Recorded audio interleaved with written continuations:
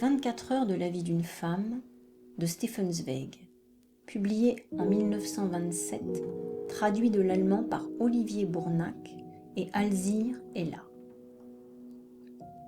Dans la petite pension de la Riviera où je me trouvais alors, 10 ans avant la guerre, avait éclaté à notre table une violente discussion qui brusquement menaça de tourner en altercation furieuse et fut même accompagnée de paroles haineuses et injurieuses. La plupart des gens n'ont qu'une imagination émoussée. Ce qui ne les touche pas directement, en leur enfonçant comme un coin aigu en plein cerveau, n'arrive guère à les émouvoir. Mais si devant leurs yeux, à portée immédiate de leur sensibilité, se produit quelque chose, même de peu d'importance, aussitôt bouillonne en eux une passion démesurée. Alors, ils compensent dans une certaine mesure leur indifférence coutumière par une véhémence déplacée et exagérée. Ainsi en fut-il cette fois-là dans notre société de commensaux tout à fait bourgeois, qui d'habitude se livraient paisiblement à de small talks et à de petites plaisanteries sans profondeur, et qui le plus souvent, aussitôt après le repas, se dispersaient.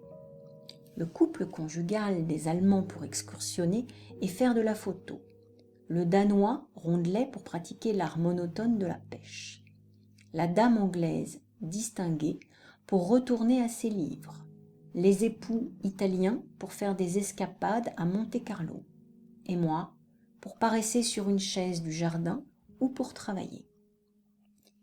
Mais cette fois-ci, nous restâmes tous accrochés les uns aux autres dans cette discussion acharnée. Et si l'un de nous se levait brusquement, ce n'était pas comme d'habitude pour prendre poliment congé, mais dans un accès de brûlante irritation qui, comme je l'ai indiqué, revêtait des formes presque furieuses. Il est vrai que l'événement qui avait excité à tel point notre petite société était assez singulier. La pension dans laquelle nous habitions tous les 7 se présentait bien de l'extérieur sous l'aspect d'une villa séparée. Ah, comme était merveilleuse la vue qu'on avait des fenêtres sur le littoral festonné de rochers. Mais en réalité, ce n'était qu'une dépendance, moins chère, du grand palace hôtel, et directement reliée avec lui par le jardin, de sorte que nous, les pensionnaires d'à côté, nous vivions malgré tout en relation continuelle avec les clients du palace. Or, la veille, cet hôtel avait eu à enregistrer un parfait scandale. En effet, au train de midi, exactement de 12h20, je dois indiquer l'heure avec précision parce que c'est important, aussi bien pour cet épisode que pour le sujet de notre conversation si animée. Un jeune Français était arrivé et avait loué une chambre donnant sur la mer. Cela seul annonçait déjà une certaine aisance pécuniaire. Il se faisait agréablement remarquer, non seulement par son élégance discrète, mais surtout par sa beauté très grande et tout à fait sympathique. Au milieu d'un visage étroit de jeune fille, une moustache blonde et soyeuse caressait ses lèvres d'une chaude sensualité. Au-dessus de son front, très blanc, bouclaient des cheveux bruns et ondulés. Chaque regard de ses yeux doux était une caresse. Tout dans sa personne était tendre, flatteur, aimable, sans cependant rien d'artificiel ni de maniérier. De loin, à vrai dire, il rappelait d'abord un peu ces figures de cire de couleur rose et à la pose recherchée qui, une élégante canne à la main, dans les vitrines des grands magasins de mode, incarne l'idéal de la beauté masculine. Mais dès qu'on le regardait de plus près, toute impression de fatuité disparaissait, car ici, fait si rare, l'amabilité était chose naturelle et faisait corps avec l'individu. Quand il passait, il saluait tout le monde d'une façon à la fois modeste et cordiale, et c'était un vrai plaisir de voir comment à chaque occasion sa grâce toujours prête se manifestait en toute liberté. Si une dame se rendait au vestiaire, il s'empressait d'aller lui chercher son manteau. Il avait pour chaque enfant un regard amical ou un mot de plaisanterie. Il était à la fois sociable et discret. Bref, il paraissait un de ces êtres privilégiés à qui le sentiment d'être agréable aux autres, par un visage souriant et un charme juvénile, donne une grâce nouvelle. Sa présence était comme un bienfait pour les hôtes du palace, la plupart âgés et de santé précaire. Et grâce à une démarche triomphante de jeunesse, à une allure vive et alerte, à cette fraîcheur qu'un naturel charmant donne si superbement à certains hommes, il avait conquis sans résistance la sympathie de tous.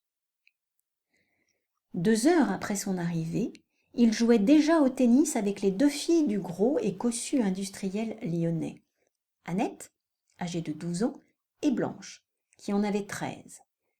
Et leur mère, la fine, délicate et très réservée Madame Henriette, regardait en souriant doucement, avec quelle coquetterie inconsciente, les 2 fillettes, toutes novices, flirtaient avec le jeune étranger. Le soir, il nous regarda pendant 1 heure jouer aux échecs, en nous racontant entre-temps quelques gentilles anecdotes, sans nous déranger du tout. Il se promena à plusieurs reprises, assez longtemps, sur la terrasse avec Madame Henriette, dont le mari, comme toujours, jouait au domino avec un ami d'affaires. Très tard encore, je le trouvai en conversation suspecte d'intimité avec la secrétaire de l'hôtel dans l'ombre du bureau. Le lendemain matin, il accompagna à la pêche mon partenaire danois, montrant en cette matière des connaissances étonnantes. Ensuite, il s'entretint longuement de politique avec le fabricant de Lyon, ce en quoi également il se révéla un causeur agréable, car on entendait le large rire du gros homme couvrir le bruit de la mer. Après le déjeuner, il est absolument nécessaire pour l'intelligence de la situation que je rapporte avec exactitude toutes ces phases de son emploi du temps. Il passa encore 1 heure avec Madame Henriette à prendre le café, tous deux seuls dans le jardin. Il rejoua au tennis avec ses filles et conversa dans le hall avec les époux allemands. À 6 heures, en allant poster une lettre, je le trouvai à la gare. Il vint au-devant de moi avec empressement et me raconta qu'il était obligé de s'excuser car on l'avait subitement rappelé, mais qu'il reviendrait dans 2 jours. Effectivement, le soir, il ne se trouvait pas dans la salle à manger, mais c'était simplement sa personne qui manquait, car, à toutes les tables, on parlait uniquement de lui et l'on vantait son caractère agréable et gai. Pendant la nuit, il pouvait être 11 heures. J'étais assis dans ma chambre en train de finir la lecture d'un livre, lorsque j'entendis tout à coup par la fenêtre ouverte des cris et des appels inquiets dans le jardin, qui témoignaient d'une agitation certaine dans l'hôtel d'à côté. Plutôt par inquiétude que par curiosité, je descendis aussitôt et, en 50 pas, je m'y rendis, pour trouver les clients et le personnel dans un état de grand trouble et d'émotion. Madame Henriette, dont le mari, avec sa ponctualité coutumière, jouait au domino avec son ami de Namur, n'était pas rentrée de la promenade qu'elle faisait tous les soirs sur le front de mer, et l'on craignait un accident. Comme un taureau, cet homme, corpulent, d'habitude si pesant, se précipitait continuellement vers le littoral, et quand sa voix, altérée par l'émotion, criait dans la nuit « Henriette ! Henriette !» Ce son avait quelque chose d'aussi terrifiant et de primitif que le cri d'une bête gigantesque frappée à mort. Les serveurs et les boys se démenaient, montant et descendant les escaliers. On réveilla tous les clients et l'on téléphona à la gendarmerie. Mais au milieu de ce tumulte, le gros homme, son gilet déboutonné, titubait et marchait pesamment en sanglotant et en criant sans cesse dans la nuit, d'une manière tout à fait insensée, un seul nom. « Henriette ! Henriette !» Sur ces entrefaites, les enfants s'étaient réveillés là-haut et en chemise de nuit, elles appelaient leur mère par la fenêtre. Alors, le père courut à elles pour les tranquilliser. Puis se passa quelque chose de si effrayant qu'il est à peine possible de le raconter, parce que la nature violemment tendue, dans les moments de crise exceptionnelle, donne souvent à l'attitude de l'homme une expression tellement tragique que ni l'image, ni la parole ne peuvent la reproduire avec cette puissance de la foudre qui est en elle. Soudain, le lourd et gros bonhomme descendit les marches de l'escalier en les faisant grincer et avec un visage tout changé, plein de lassitude et pourtant féroce, il tenait une lettre à la main. « Rappelez tout le monde, dit-il, d'une voix tout juste intelligible au chef du personnel. « Rappelez tout le monde, c'est inutile, ma femme m'a abandonné. » Il y avait de la tenue dans cet homme frappé à mort, une tenue faite de tensions surhumaines devant tous ces gens qui l'entouraient, qui se pressaient curieusement autour de lui pour le regarder et qui, brusquement, s'écartèrent pleins de confusion, de honte et d'effroi. Il lui resta juste assez de force pour passer devant nous en chancelant, sans regarder personne, et pour éteindre la lumière dans le salon de lecture.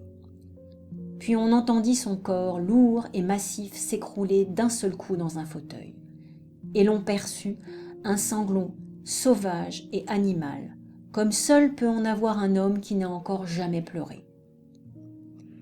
Cette douleur élémentaire agit sur chacun de nous, même le moins sensible, avec une violence stupéfiante. Aucun des garçons de l'hôtel, aucun des clients venus là par curiosité, n'osait risquer un sourire ou même un mot de commisération. Muets, l'un après l'autre, comme ayant honte de cette foudroyante explosion du sentiment, nous regagnâmes doucement nos chambres, et tout seul, dans la pièce obscure où il était, ce morceau d'humanité écrasé palpitait et sanglotait, archi seul, avec lui-même, dans la maison où lentement s'éteignaient les lumières, où il n'y avait plus que des murmures, des chuchotements, des bruits faibles et mourants. On comprendra qu'un événement si foudroyant arrivé sous nos yeux était de nature à émouvoir puissamment des gens accoutumés à l'ennui et à des passe-temps insouciants. Mais la discussion qui ensuite éclata à notre table avec tant de véhémence et qui faillit même dégénérer en voie de fait, bien qu'ayant pour point de départ cet incident surprenant, était en elle-même plutôt une question de principe qui s'affrontent et une opposition coléreuse de conceptions différentes de la vie. En effet, par suite de l'indiscrétion d'une femme de chambre qui avait lu cette lettre, le mari effondré sur lui-même dans sa colère impuissante l'avait jetée toute chiffonnée n'importe où sur le parquet. On eut vite appris que Madame Henriette n'était pas partie seule, mais d'accord avec le jeune Français, pour qui la sympathie de la plupart commença dès lors à diminuer rapidement. Après tout, au premier coup d'œil, on aurait parfaitement compris que cette petite Madame Bovary échangea son époux rondelet et provincial pour un joli jeune homme distingué. Mais ce qui étonnait toute la maison, c'était que ni le fabricant, ni ses filles, ni même Madame Henriette n'avaient jamais vu auparavant ce Lovelace, et que par conséquent, une conversation nocturne de 2 heures sur la terrasse et 1 heure de café pris en commun dans le jardin puisse avoir suffi pour amener une femme irréprochable d'environ 33 ans à abandonner du jour au lendemain son mari et ses 2 enfants pour suivre à l'aventure un jeune élégant qui lui était totalement étranger.